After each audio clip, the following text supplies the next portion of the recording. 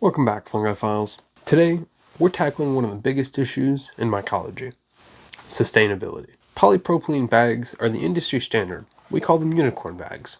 But they come with risks that we don't regularly talk about: plastic waste and chemical leaching into the fruiting body of our beautiful mushrooms. I'm starting this experiment by using silicone kneading bags. These are already a mass-produced, cheap alternative that are reusable, and we'll experiment with ways to make this viable for both hobbyists and commercial growers alike.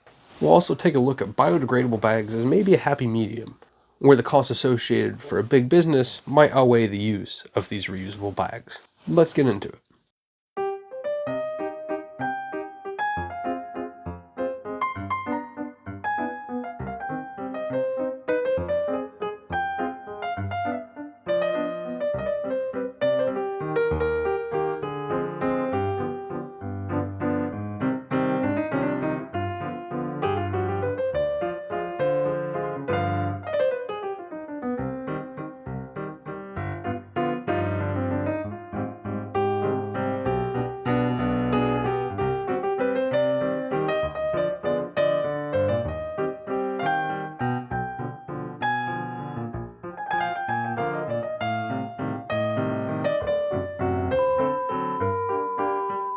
Polypropylene bags are everywhere in mycology. They're cheap, effective, easy to use, but mushrooms are bioremediators, nature's cleanup crew. They absorb contaminants and heavy metals from their environment and concentrate that into the fruiting body. This means heavy metals, pesticides, and stabilizers or other additives can end up in our mushrooms. So I think it's time to start thinking about what we're feeding our mushrooms and how we're growing them. And that's where these silicone eating bags come in. They're designed for mess-free dough mixing. They're heat-resistant, reusable, and most importantly, chemically inert. This means no chemical leaching. Back in September, I saw a video from Mushroom Revival where in their organic cordyceps grow, they would use silicone kneading bags as their incubation and grow bags. This got me thinking, can we use this for other mushrooms? Obviously, this brings concern with side fruiters, such as oyster mushrooms, things that don't like to fruit on the top surface. How are we going to make these reusable bags that we don't want to slice up a good alternative? Part of the reason why these polypropylene bags are so good is for uses like side fruiters, where we can cut the bag, but after maybe a few harvests of our crop, these are single-use plastics, and ultimately, it's incredibly wasteful. So to make these silicone bags a viable option for mushroom cultivation, we have to make a few modifications or put some thought into how we're going to use them. First, I cut some holes in these bags to add in these rubber grommets. I got these grommets at my local hardware store, but reason one for having these is the fact that they fit my injection ports very conveniently. I brought one of my ports just to size with it, it friction fits, and now we can cut our hole in our silicone bag, stretch that hole around this, and we'll be able to fit the injection ports into the grommet. This A makes the injection ports replaceable as they slowly break down over repeated injection use. B, this kind of builds in an emergency relief valve, which is most likely not necessary, but just in case pressure does build inside that bag, for whatever reason it can't vent, this will be able to pop out inside of our pressure cooker. But getting back to our issue of side pinners, we can pull that injection port out, and I'm hoping that that port will conveniently work for mushrooms to fruit from by giving them a little area of fresh air exchange.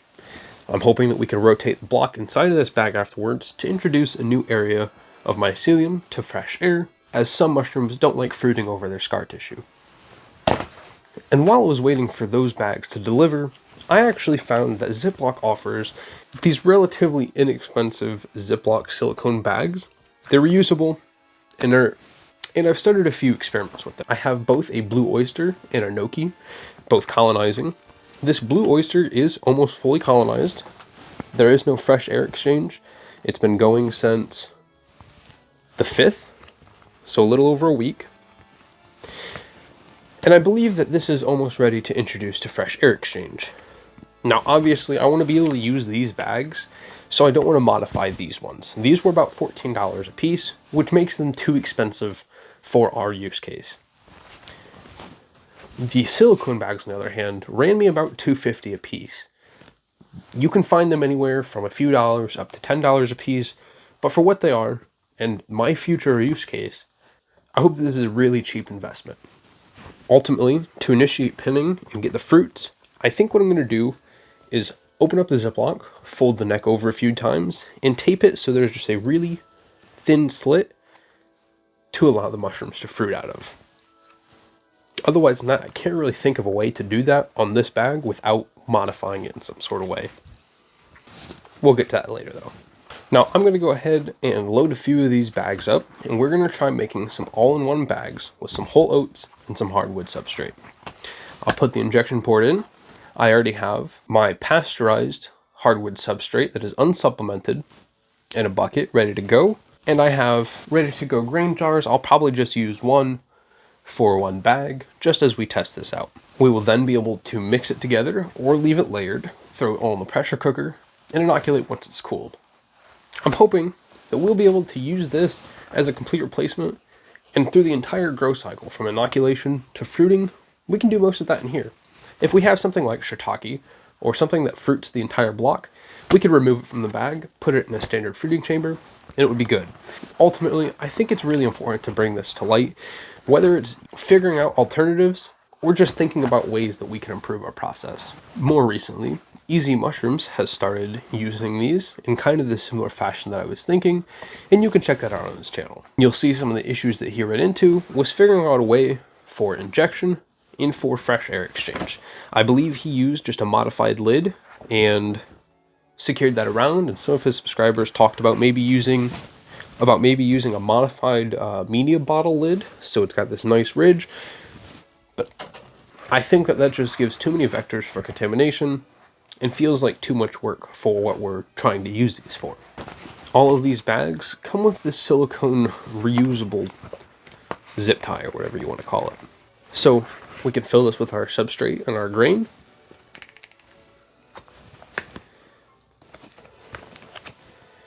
Seal it as tight as we can, and then we can pressure cook it. After pressure cooking, we can inoculate through the injection port with LC, or we could just open up the top in front of a flow hood or in a still air box to inoculate it with some colonized grain. However, I think using them as all-in-one bags might be the best solution. If we can just fill these, inject them, let them colonize, they're translucent, so we would be able to see the colonization progress. My Ziploc bags have done pretty well being a little bit more translucent, but still being able to see the development. Let's go ahead and prep an all-in-one bag. Let's go ahead and throw in the first injection port. I'm probably going to fill this up just right underneath the injection port with some hardwood substrate. Let's go ahead and do that now. We've got some hydrated substrate here. I'm just going to mix it around thoroughly real quick, and we're going to fill the bottom portion of this bag. Beautiful. We've got it full with probably at least 2 pounds of hardwood in there. Let's go ahead and throw a grain jar in. To clarify, I am already using pre-hydrated, pressure-cooked grain. I'm just going to throw it on top and then re-sterilize everything after.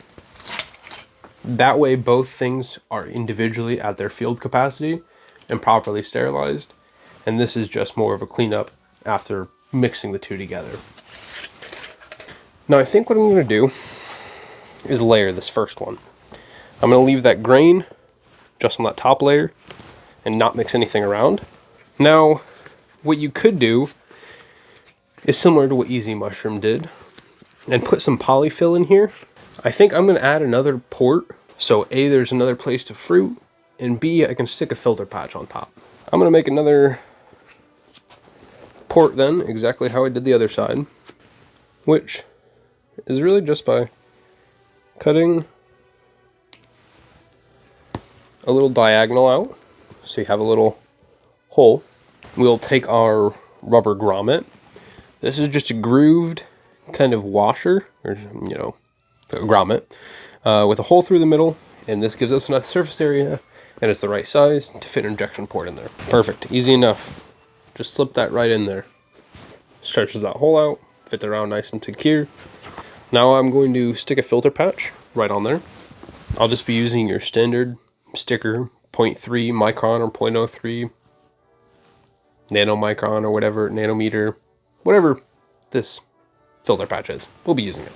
0.3 micron, I think that's it. Beautiful. Stuck that on that grommet, and you'll see I pinched it around the outside so it fits nice and secure. We will keep that side up when we're pressure cooking, but at this point we can seal it all up. I've pulled that about as tight as I can without, you know, feeling like I'm stretching it out too much. Injection port, filter patch. I think this is ready to go be pressure cooked. I'm just going to throw this in real quick, standard. I use the Instant Pot, so I'm probably going to put it in for an hour and 20. Let's go ahead and see what happens. I actually just wanted to, while I'm here, show you how I'm going to cut this other injection port, or I guess for this one, the breathing port. So I'll just pinch this bag. Just going to make maybe a 1/4 inch cut on both sides, just to make it a little, you know, nice little diamond. Grab one of our grommets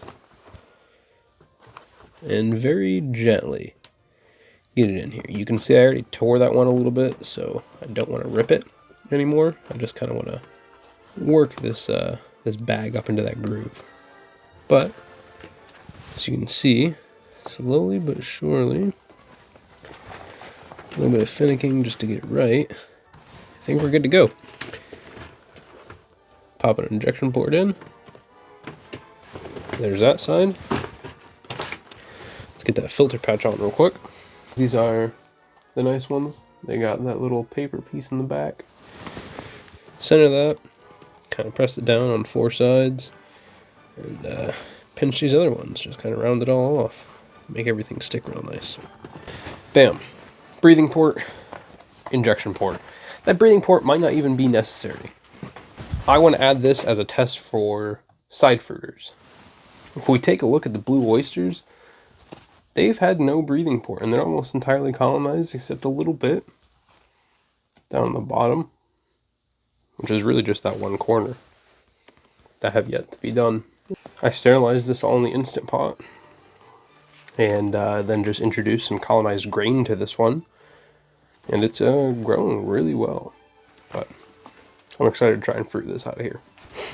Anyway, point being, I don't know if you need an injection or if you need a breathing port or not for this. For this tech, you might not need one at all. The rest of this process will remain the same though. I'm just going to fill it up with substrate. This one's not going to have any grain in it. It's just going to be all hardwood substrate. I've stopped using soy as a supplement in hardwood, like Master's Mix, until I can source it organically grown. I just don't want pesticides getting into my fruiting bodies. There we go. Fill up with our grain, injection, and breathing port. We just get this silicone twisty. Pull it through as tight as comfortable. Don't want to break the silicone, but I do want to stop air from coming through there. Beautiful. Let's go through this in the Instant Pot with the other one. Another idea for these larger scale commercial operations is something similar to what I saw on Grow Cycle. They use these biodegradable custom-made bags that they can fruit from. This allows them to cut them, but also helps reduce that non-biodegradable waste. However, this still seems excessively wasteful, and I feel like reusable bags are that better solution. Now let's go ahead and figure out how I'm going to initiate fruiting on this guy. It's about fully colonized. I'd say 99% if anything. I believe I'm going to start with opening it up. It smells very nice in there. Alright, so I've got the neck rolled down. I'm going to go ahead and wire tie it. You could use tape or anything, but I just want just a little slit for fresh air exchange. It really does not need to be much. There we have it. I have just this little hole right there available. I'm going to give it just a quick mist of water, and then I'm going to put it in my fruiting chamber, and we'll see what happens with this one. I'm not really sure if this is a good solution or not, but figured I'd give it a shot. And there we go. It's the next day. I ended up upping the pressure cooker time to about 1 hour 45, I think. for the 2 of them. None of the kernels popped and everything still looks nice and hydrated in there. So we're going to go ahead and inoculate them. Now, for inoculating, it should be pretty straightforward. First, I'm just going to get these ports positioned up a little bit and spray those both down with isopropyl alcohol. Alright, for today, I chose a golden oyster and one of my lion's mane syringes that I've extracted from my jar. And we're going to go ahead and inoculate each of them with about 2.5–3 cc's. That might be overkill, but I'm fine with that. Pop these guys. Let this cool down.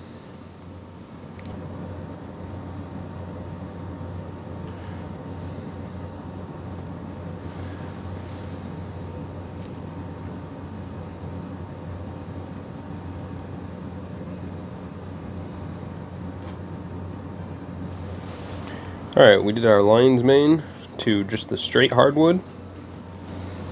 We're going to do our golden oyster to this all-in-one.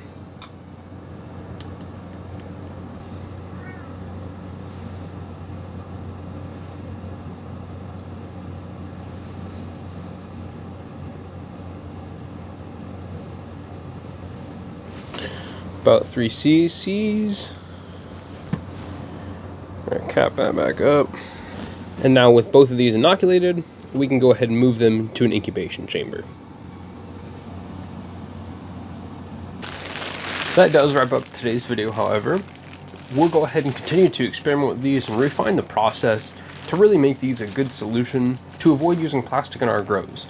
Keep in mind that if you are using tubs, to line them with something like aluminum foil that can't absorb into your mushrooms.